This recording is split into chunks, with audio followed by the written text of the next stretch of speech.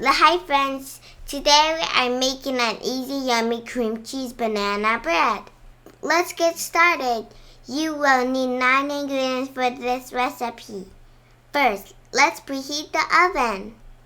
In a large bowl, mash the bananas with a fork until smooth. Add the melted butter and use a hand mixer to mix them very well.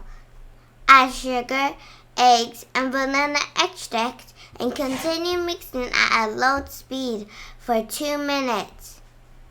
Put a shifter on top and pour in the flour, baking soda. Shift the dry ingredients and don't forget the salt.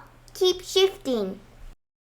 When it's done, continue to mix the ingredients until just well combined. Then switch to using a spatula for mixing. This can prevent over-mixing the batter with a hand mixer. In another bowl, put cream cheese, egg, sugar, and flour. Mix these until well combined. Now, pour half of the batter into the pan and smooth the top. Put a thin layer of cream cheese mixture on top. Add the rest of the batter and then the remaining cream cheese mixture. Use a chopstick or stick to swirl the mixture. Remove the clips and let's bake for 55 minutes.